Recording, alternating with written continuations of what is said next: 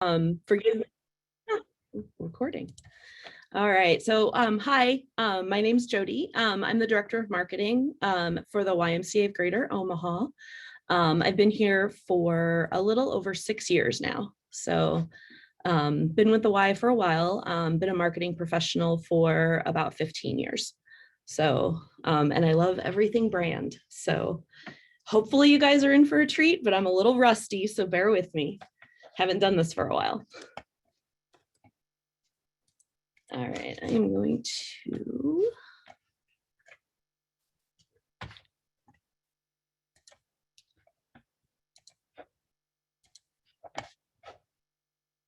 All right, can you guys all see my PowerPoint? Cool, awesome. All right, well, welcome. So today we're going to go over the YMCA brand and some of the rules that accompany it. I know that there's probably varying both design skill levels, but then probably also varying knowledge about the YMCA brand on the call.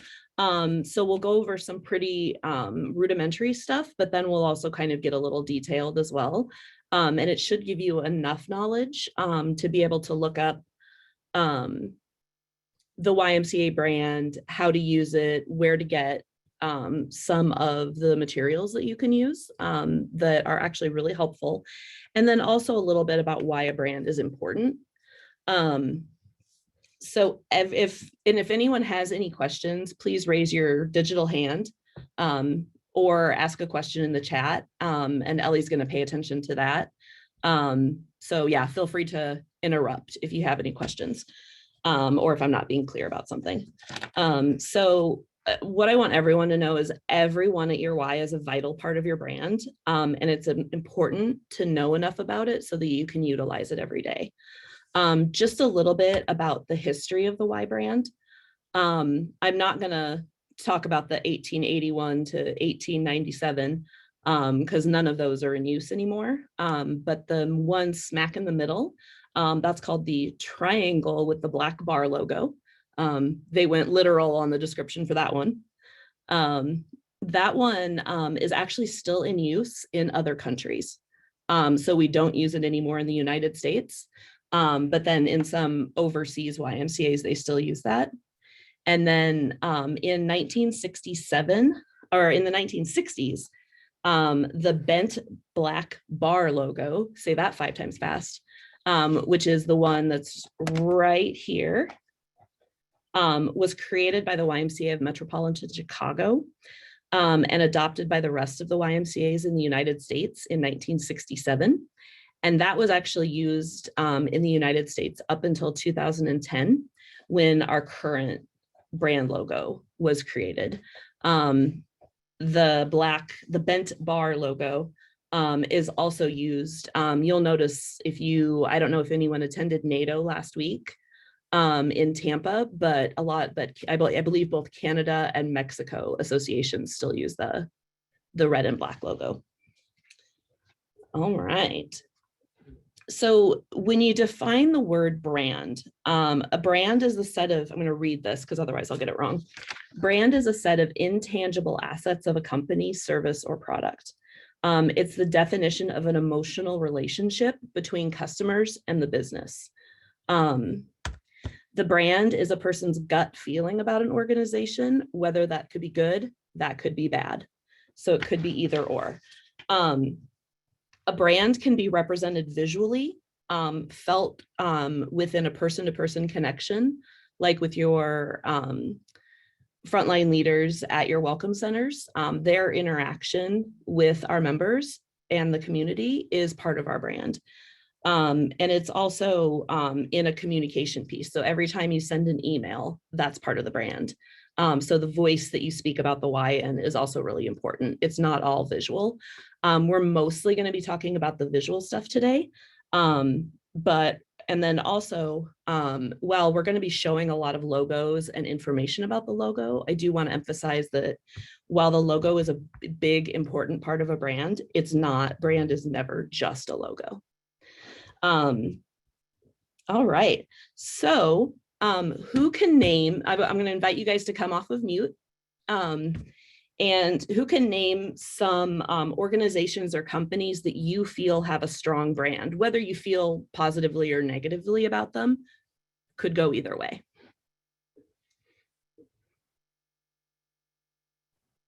Chick-fil-A. Yep. Nike. Mm-hmm. Kleenex. Yep. Anybody else? Amazon.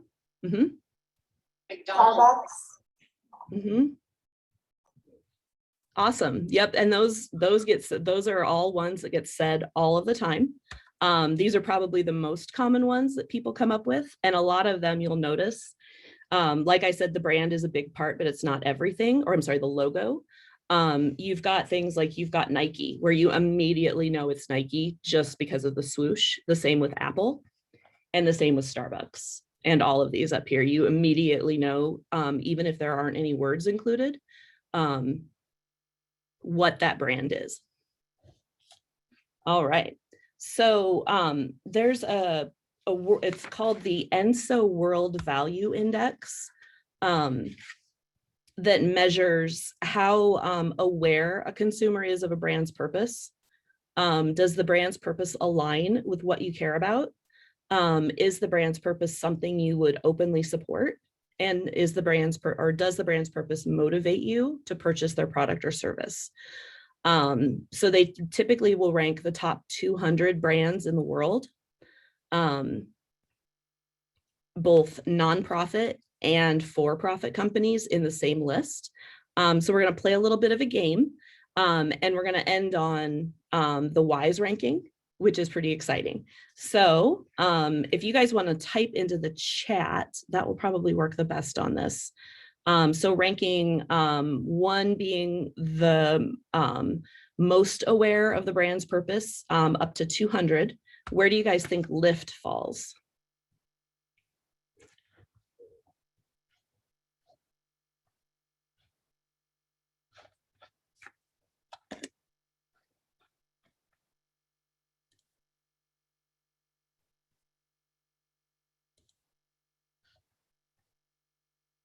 All right, 123, 100, 100, 145. All right. Marley, you are real close. They rank, whoop, gotta go back to my presentation. Whoop, they rank 150, 150th out of 200. So next, where do you guys think Whole Foods ranks?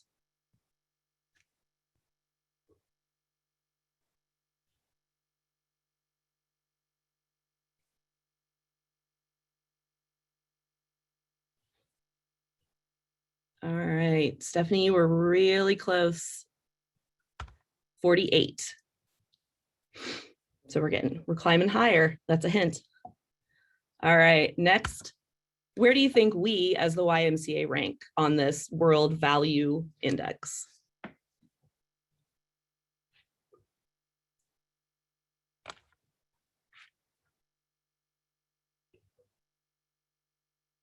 All right, interesting. Got a lot of variation. All right, so the YMCA ranks 14, which is pretty awesome.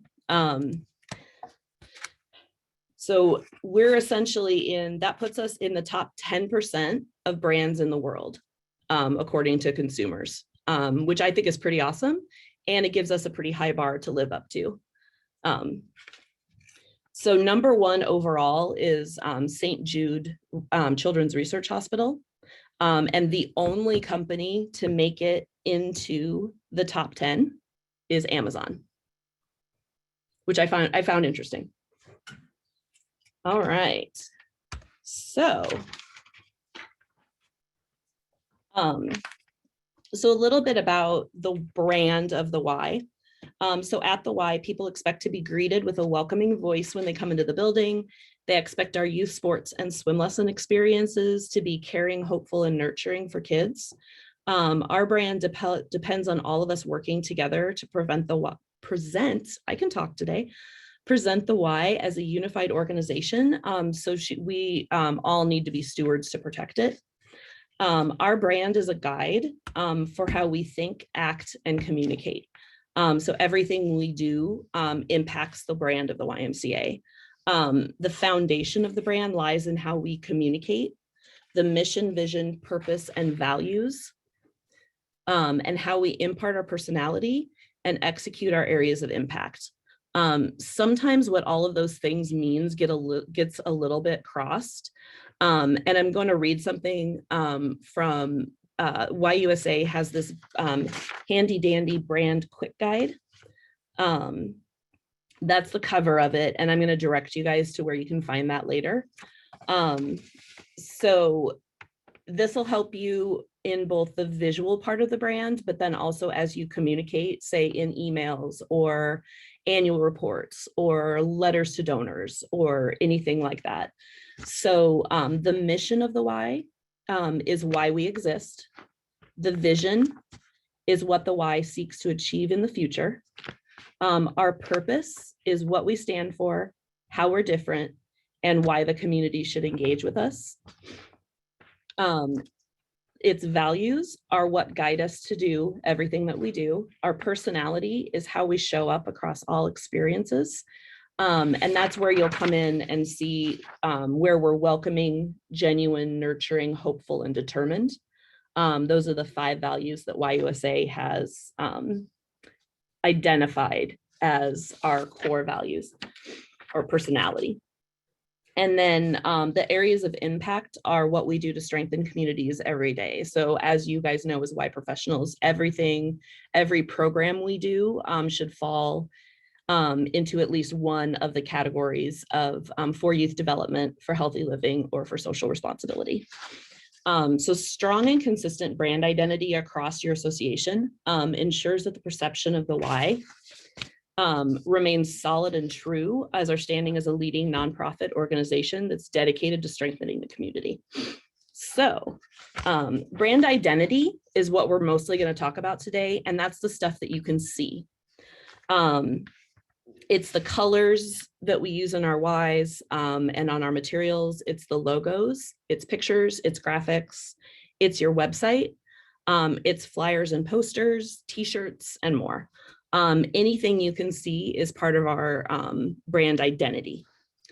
So we're going to talk about this a little bit as a refresher and also as an introduction for newer staff or someone that hasn't been introduced to this before.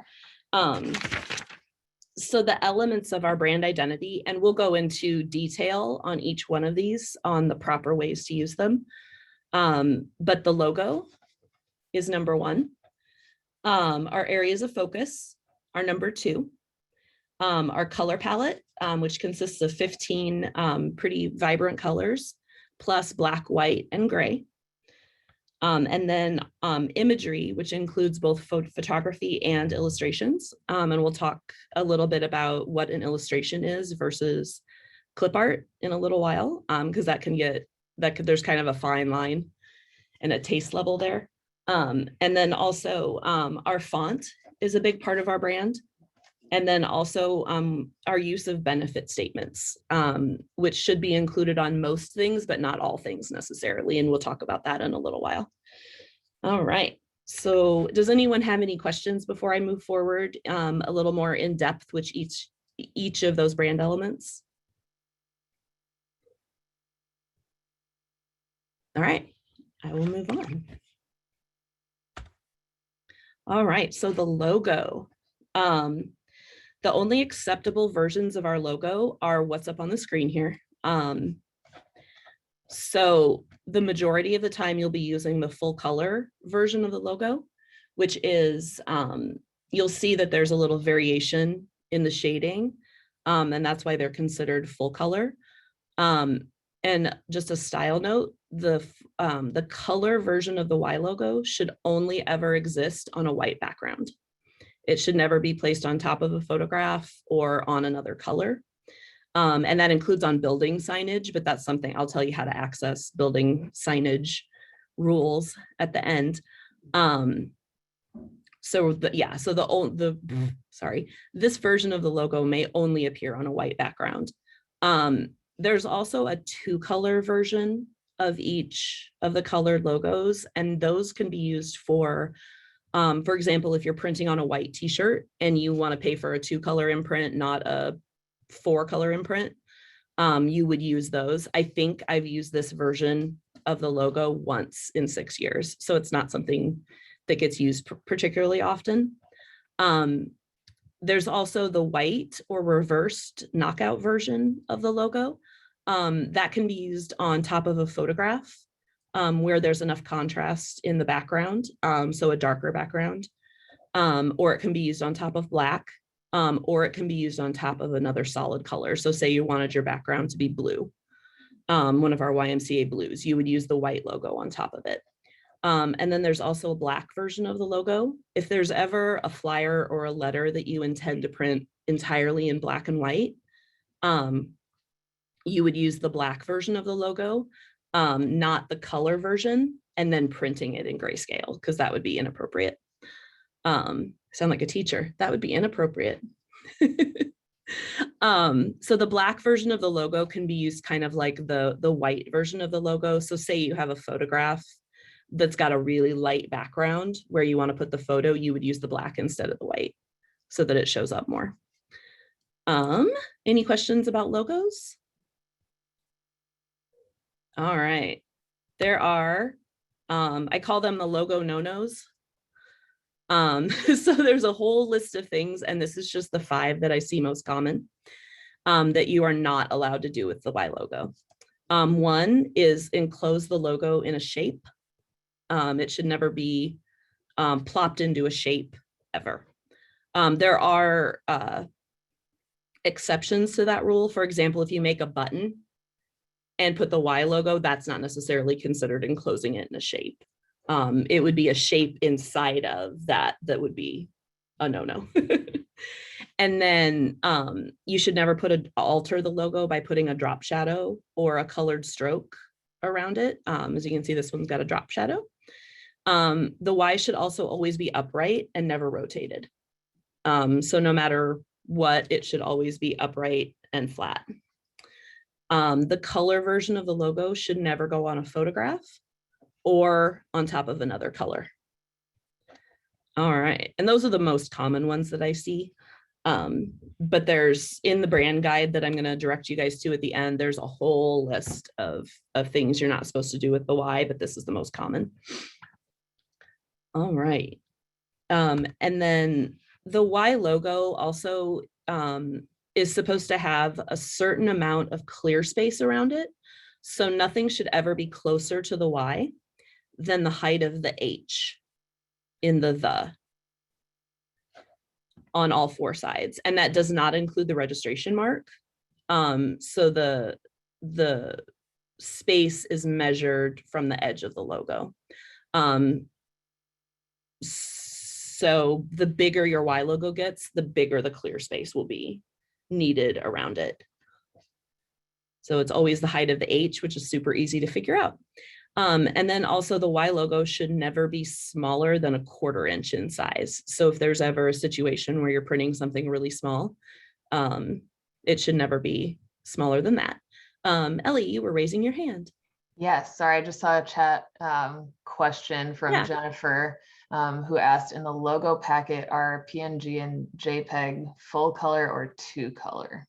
There's both, I believe. Thank you. Yep.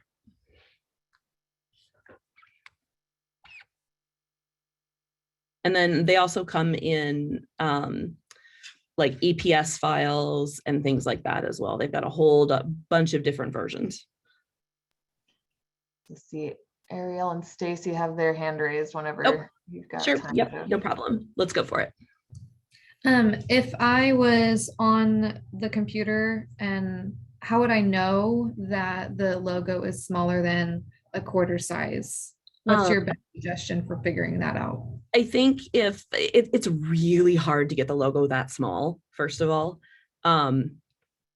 It really is just kind of your best judgment. If you're able to print out what you're working on, that's kind of just a visual way to figure it out. Or if you have your like your view set to 100%, you should be able to see as well. Okay.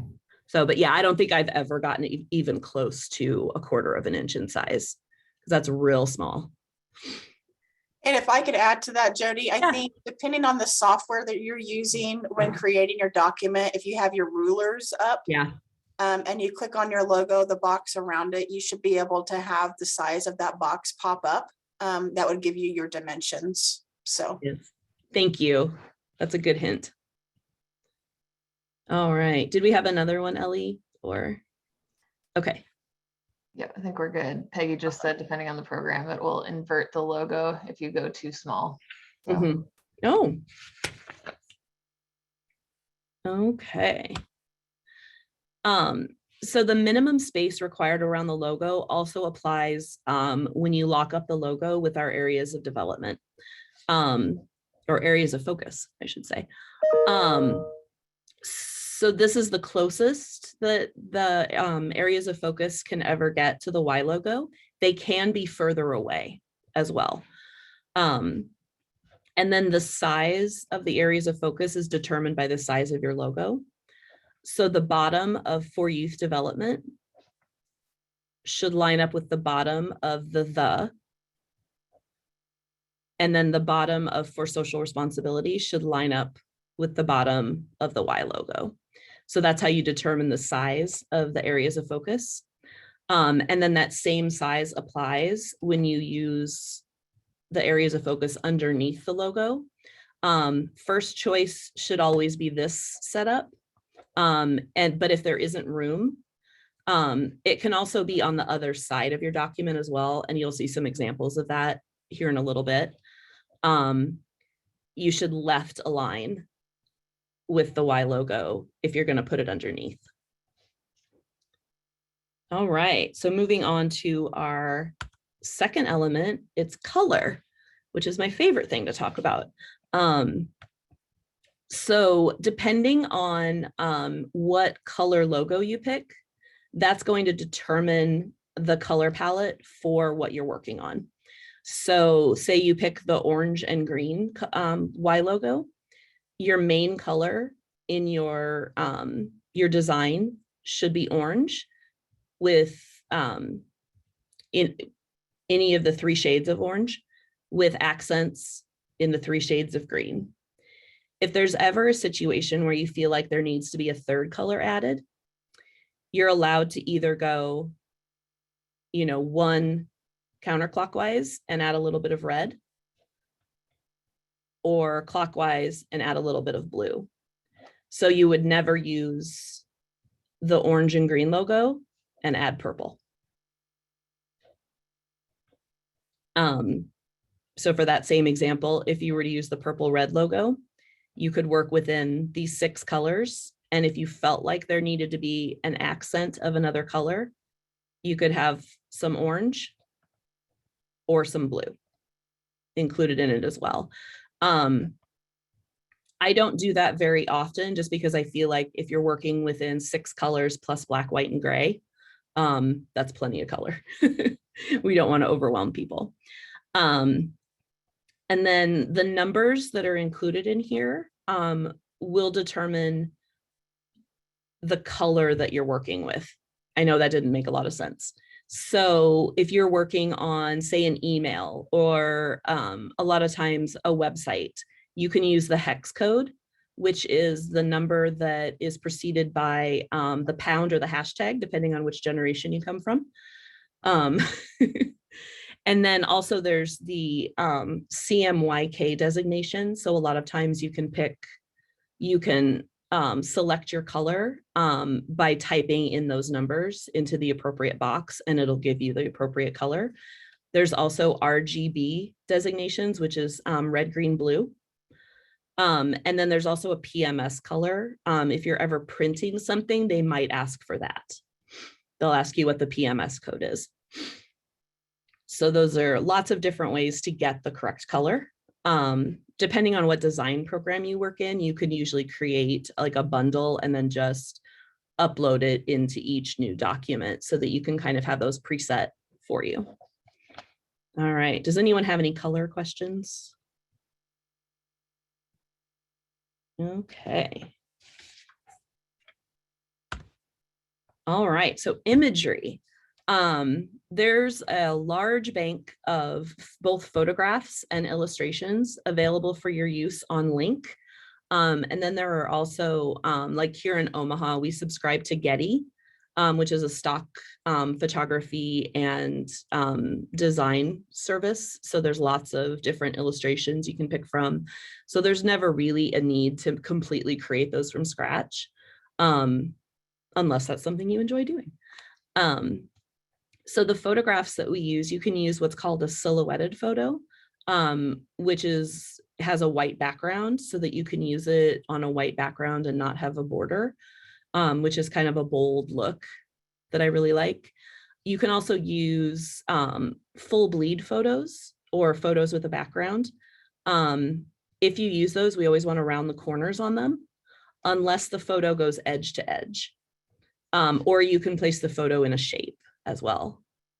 And so it doesn't have to be a square necessarily.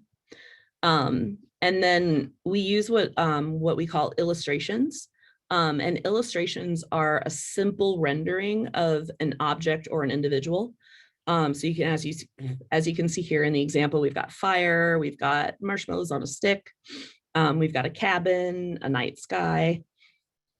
So, and they do have a lot of these available on link as well. And then there's also free sources online that you can usually find those to work with. So let's talk a little bit about the difference between an illustration and clip art. So I'll use what we've used for a turkey trot in the past. So this is an illustration of a turkey, and this is clip art. So you'll see that an illustration is typically a bold, solid color, or made up of bold, solid colors, less details. Does anyone have a question about the difference between illustrations and clip art?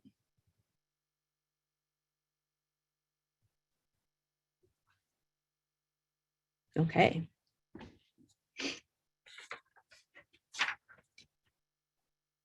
All right. Probably the most boring thing to talk about is our font. So the font that we use 95% of the time should be Cachet. That's also available for download on link if you don't already have that on your computer. It comes in 3 different weights, and I actually think it has a 4th weight now that I haven't had an opportunity to use, which is lighter than book. So it's a really thin, light version of the font. So that'll be available for download on link as well. Any questions about the font? It's pretty self-explanatory. If you don't have Cachet available, you use the font Verdana, which is a universal font and should be available everywhere. All right. So when working with color and creating your benefit statement, so all of these here at the bottom are examples of benefit statements. Your benefit statement should always be a headline used to convey your message and create a better understanding of the impact of the subject matter that you're talking about. So for example, for a turkey trot, your benefit statement should never be Maple Street YMCA Turkey Trot. That's the name of your event, not your benefit statement. So your benefit statement could be something like, we wobble, then we gobble for a turkey trot. Or, together we can build a better us, or join us in giving back. All of those are good benefit statements. When you design your benefit statement, you do so in the main color of your logo. Your first line should be one color, your second line should be another color, and your third line should be the third color. You can put those in any order. So for example, on this bottom one, you can see they use the medium purple, the dark purple, and then the light purple. So those can go in any order, but they should be different as you go down the line. In the rare occurrence that your benefit statement goes more than 3 lines, you can go into your secondary color, which in this case would be red, in any order again. So you could go, you know, medium purple, dark purple, light purple, dark red, if you had a fourth line or something like that. After you create your benefit statement, typically we'll put what's called descriptor lines underneath, and that's where you would have Maple Street YMCA Turkey Trot.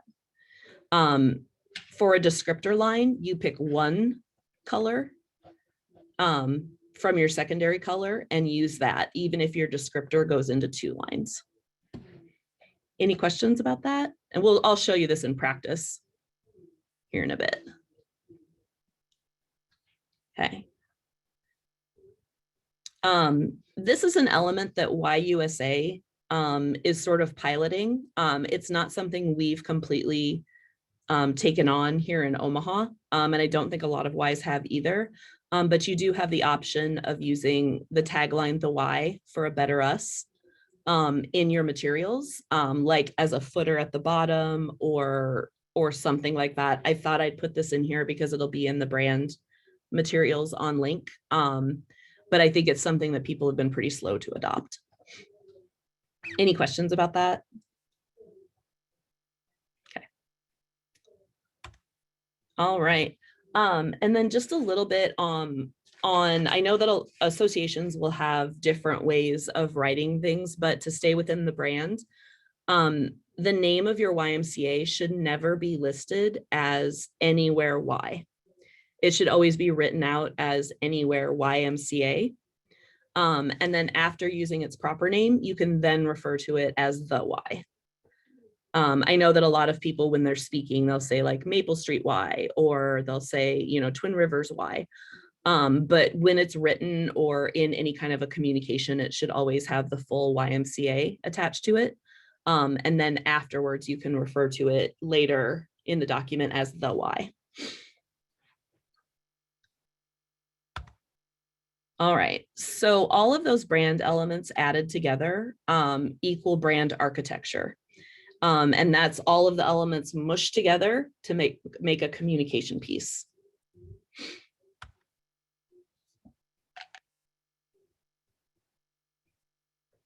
So here's a couple of examples of all of the brand elements mixed together to make a communication piece and also be brand compliant. So you'll see in this example, we've chosen the blue purple version of the logo. The benefit statement is this is how we roll. And then our sub statement is in the purple. And we've used the brand colors throughout. And then on this is a simple swim lesson flyer for the downtown YMCA. We've chosen the green blue version of the logo. And as you can see, it's lined up on the bottom with the areas of focus, and it's the correct size, but the areas of focus is further away, which is also appropriate. So you can, this could either be over here or over here, and that's still valid. Any questions about those two that anyone has? And as you can see, we've got the benefit statement in green, and then one version of the blue for our statements after. And then typically any text should be in gray because it's a little bit softer than black.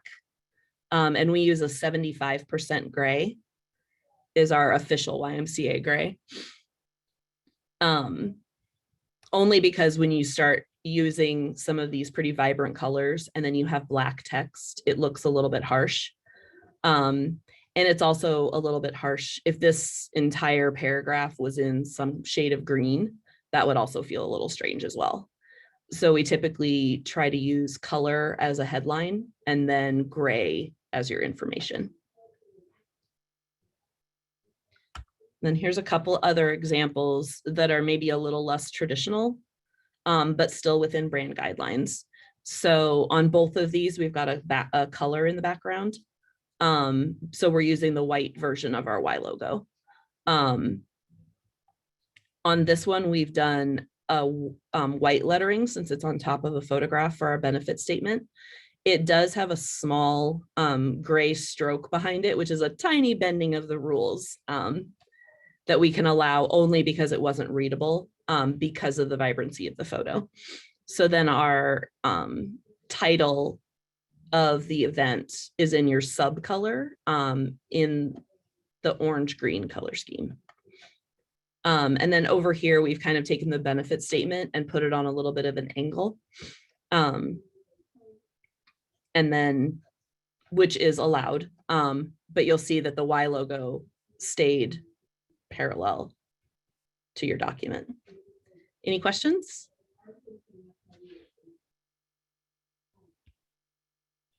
All right, are you guys ready to play a game? Do you know the brand? Okay. So I'm going to pull up, I think 3 different flyers. There is between 2 and 4 things wrong with each of the flyers. So if you want to come off of mute and tell me what's wrong with it, we'll play a little game. You have a white logo crooked on Santa's hat. Correct. A drop It's a drop shadow. shadow behind Right. the logo. Mm-hmm. The cookies with Santa's in purple. Yep. Good catch. And there's one more thing. Maple Street Y instead of YMCA. Correct. All right. You guys are good. All right. Next one. The statement isn't in capitals. Right. Correct. The spacing for youth development, for healthy living, for social develop or social responsibilities too far away from the Y. Is Oh, that- it can be Oh, on it the can. other side. But is it the right color? Well, I'm guessing no now. Supposed to be green. That was a heavy hint. It should be the main color of the logo. So it should be green. Yes, And it's also not aligned properly with the it is spacing. not.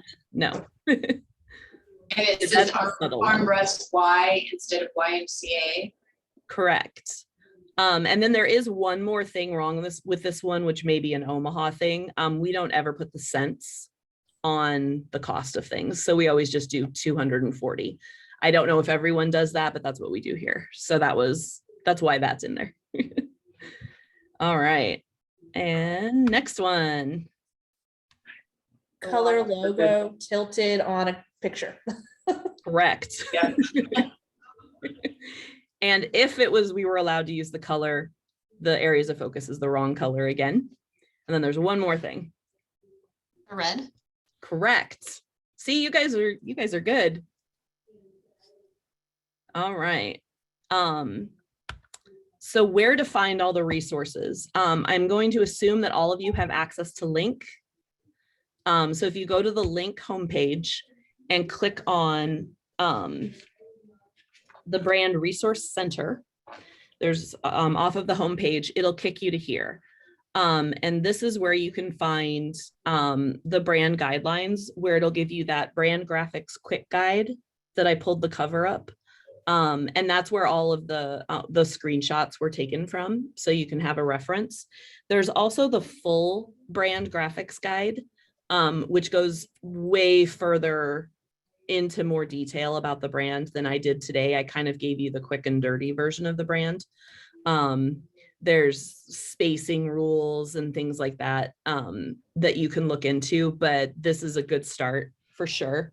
That's also where you'll find like the image library as well, where you can find illustrations, silhouetted photos, and photos with a background that are available for you to download. And then there's also marketing materials that are available for download as well. So you can typically, I think you can usually download an InDesign version or a publisher version, depending on what software you work in. Excuse me.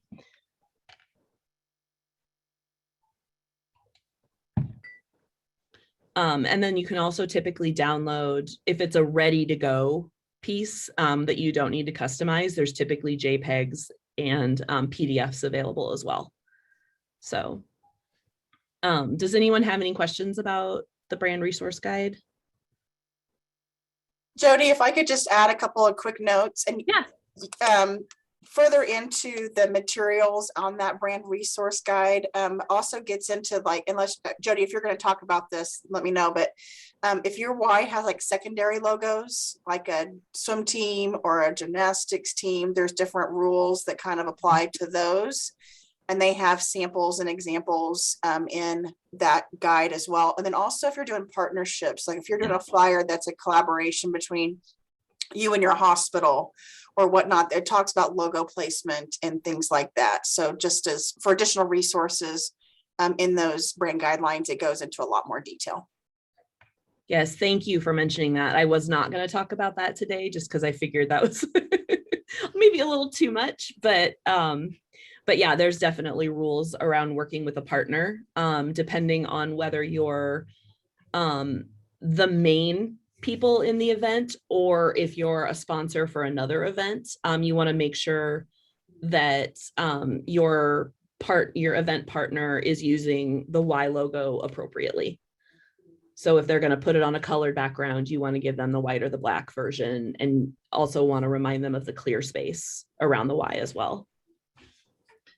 All right, so we've got about 5 minutes, 5 or 10 minutes for questions. And then we'll be good. Can you talk about what photos we're allowed to use? So in the past, I was told like we had to use link photos or photos that we specifically